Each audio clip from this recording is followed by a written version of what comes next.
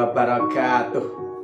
Kembali berjumpa bersama kami di Sahabat Matematika Channel yang tepat buat Anda sebagai teman belajar matematika untuk hebat dalam prestasi. Karena sahabat matematika selalu menyajikan konten pembelajaran terbaik buat Anda.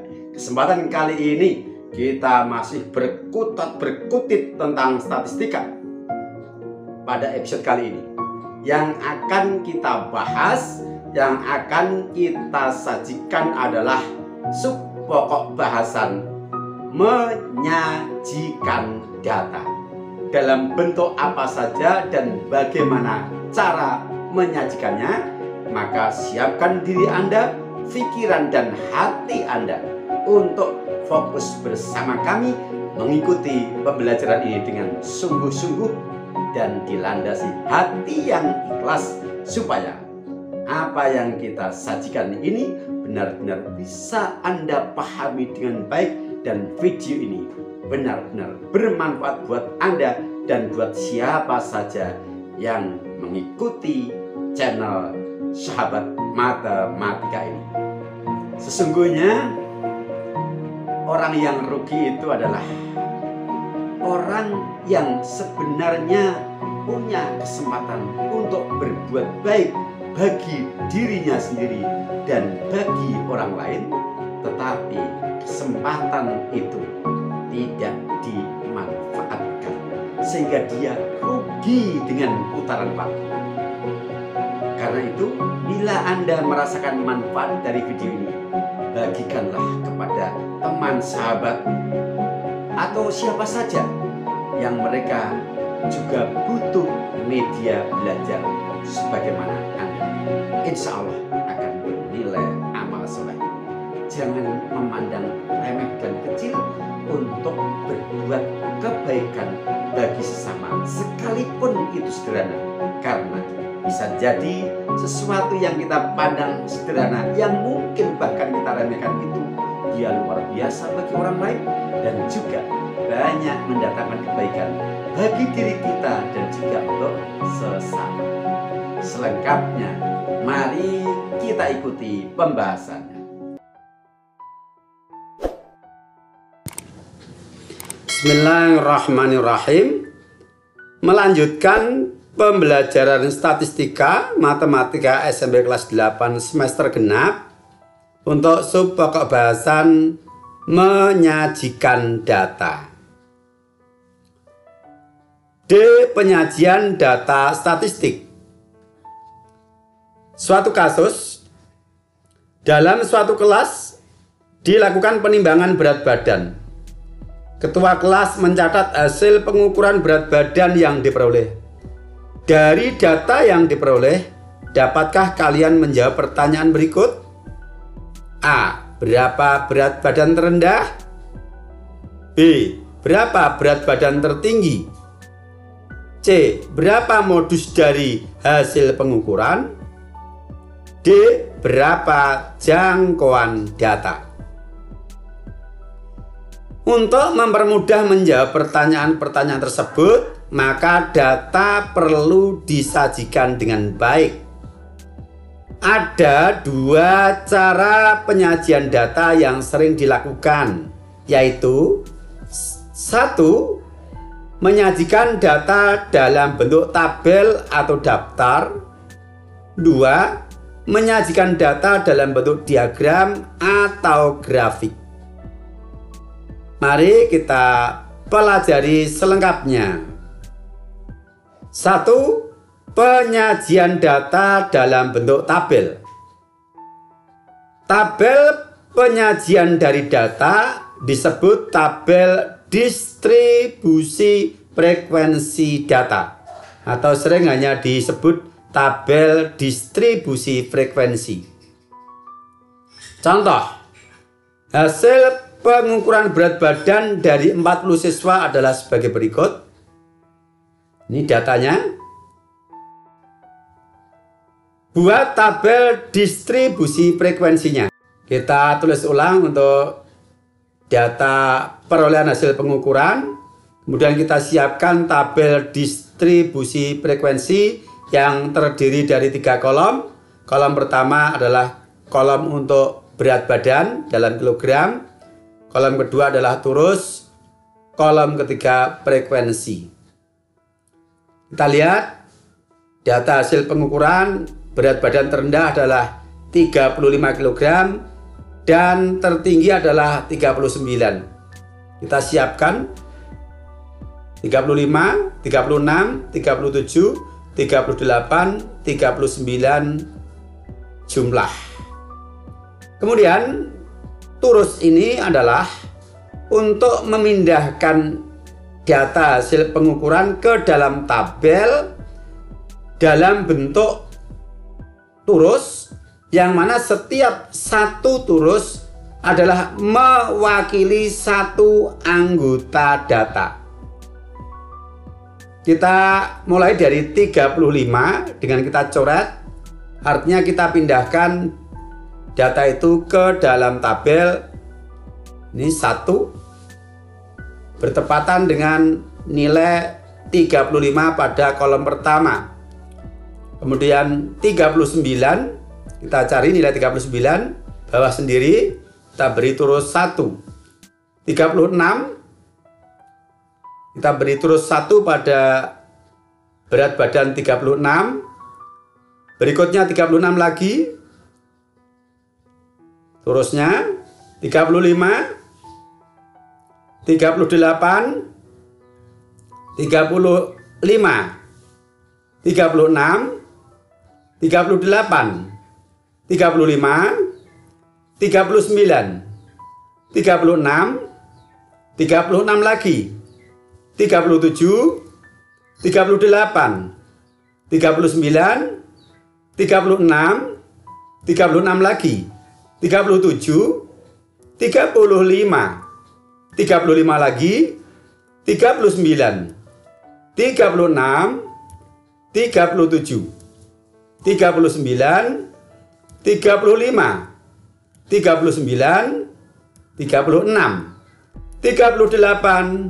36, 39, 38, 37, 38, 39, 37, 36, 38, 36, 38. Nah, setelah semuanya kita nyatakan dalam turus, kita hitung masing-masing turus dari setiap nilai.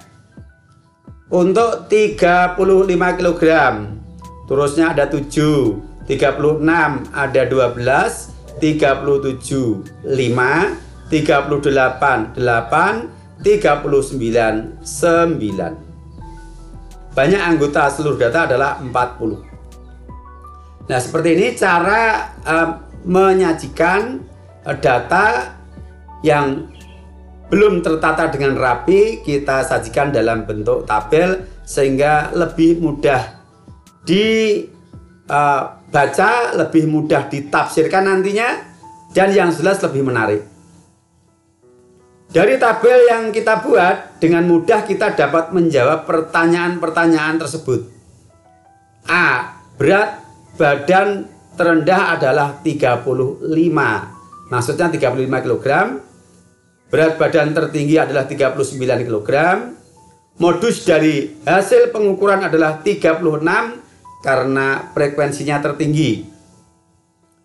Jangkauan data, selisih anggota data terbesar dengan terkecil 39 dikurangi 35 sama dengan 4. Ini contoh kasus menyajikan data dalam bentuk tabel distribusi frekuensi. Berikutnya, yang kedua, menyajikan data dalam bentuk diagram.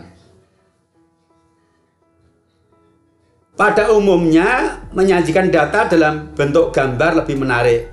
Beberapa model penyajian data dalam bentuk diagram adalah: yang pertama diagram batang, yang kedua diagram garis, yang ketiga adalah diagram lingkaran. Kita mulai dari menyajikan data dalam bentuk diagram batang. Untuk membuat diagram batang diperlukan sumbu mendatar dan sumbu tegak yang saling berpotongan tegak lurus. Ketentuan 1. Kedua sumbu masing-masing dibagi menjadi beberapa bagian dengan skala yang sama. 2. Skala pada sumbu tegak tidak harus sama dengan skala pada sumbu datar. Yang harus sama adalah dalam satu sumbu. 3. Pada diagram batang, data statistik disajikan dengan gambar berbentuk batang yang posisinya boleh vertikal atau horizontal. 4. Untuk data tunggal, letak batang yang satu dengan batang lain yang saling berdampingan dibuat terpisah atau ada spasi. Berbeda dengan data kelompok yang akan Anda pelajari di SMA, karena data kelompok atau kelas nanti penyajian diagram batangnya itu tanpa spasi. Tapi untuk SMP kita pelajari data tunggal. Contoh, disajikan data transportasi siswa suatu kelas ke sekolah sebagai berikut. Yang naik bus kota 10 siswa, naik sepeda motor 15, naik sepeda 20, dan mobil pribadi 5. Tabel distribusi frekuensi ini akan kita nyatakan dalam bentuk diagram batang. Kita buat sumbunya, kemudian skalanya, ini skala pada sumbu tegak 5, 10, 15, 20, antar skala jaraknya adalah 5 satuan. Kemudian data statistiknya adalah bus kota, sepeda motor, sepeda, dan mobil pribadi. Bus kota ada 10 siswa. Kita buat diagram batang dengan ketinggian frekuensi 10. Sepeda motor adalah 15, sepeda 20, dan mobil pribadi 5. Mudah kan? Ya, relatif mudah. Baik, kita lanjutkan. B. Menyajikan data dalam diagram garis. Diagram garis umumnya digunakan untuk menyajikan data yang diperoleh dari waktu ke waktu secara teratur dalam jangka tertentu. Jadi sifat datanya kontinu. Misalnya perubahan jumlah penduduk tiap tahun, perkembangan berat bayi tiap bulan, perubahan suhu badan pasien di rumah sakit tiap jam atau tiap 2 jam, dan curah hujan suatu daerah dalam jangka waktu 1 minggu misalnya. Untuk menyajikan data dalam bentuk diagram garis, digunakan dua sumbu yang saling tegak lurus, yaitu sumbu mendatar dan sumbu tegak. Sumbu mendatar berfungsi sebagai skala waktu, sedangkan sumbu tegak sebagai skala frekuensi suatu data. Selengkapnya kita berikan contoh data hasil pengukuran suhu suatu ruangan pada suatu hari sebagai berikut. Ini disajikan dalam bentuk tabel mulai dari pukul 6 sampai pukul 16. Setiap 2 jam suhu diukur dan dicatat. Kemudian data ini kita sajikan dalam bentuk diagram garis. Kita buat kedua sumbunya dengan skala.